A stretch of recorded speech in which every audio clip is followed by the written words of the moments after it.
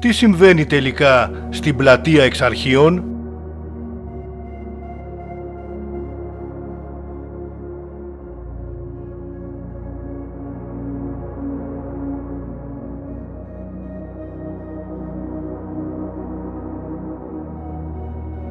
Η πλατεία εξ αρχείων, ένα από τα πιο χαρακτηριστικά σημεία της Αθήνας, βρίσκεται σήμερα σε μια μεταβατική φάση.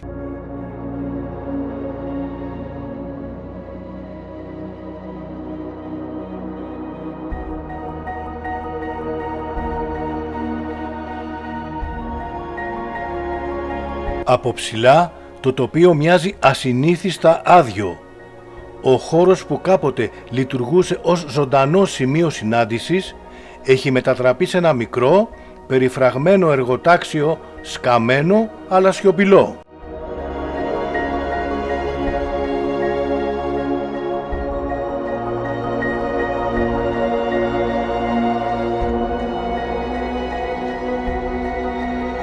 Δεν υπάρχουν μηχανήματα σε λειτουργία, ούτε εργάτες. Μόνο το αποτύπωμα της παρέμβασης και η αίσθηση μιας παύσης.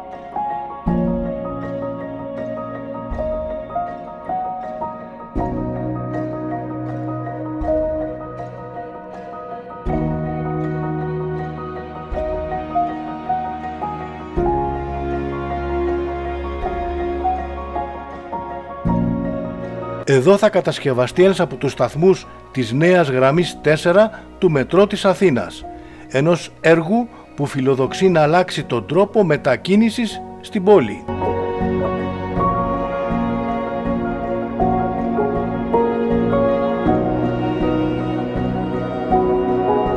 Κατά τη διάρκεια των εργασιών εντοπίστηκαν αρχαιολογικά ευρήματα, κάποια από τα οποία είναι ορατά σήμερα μέσα στο χώρο.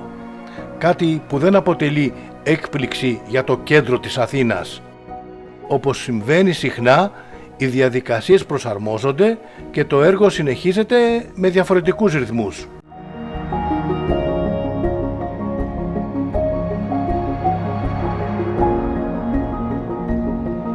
Προς το παρόν, ο χώρος μοιάζει να περιμένει.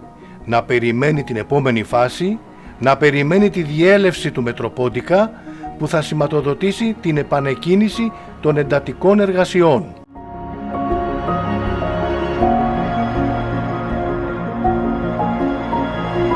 Η εικόνα αυτή καταγράφει μια στιγμή στο χρόνο, ανάμεσα στο παρελθόν της πλατείας και στο μέλλον που σχεδιάζεται κάτω από αυτήν.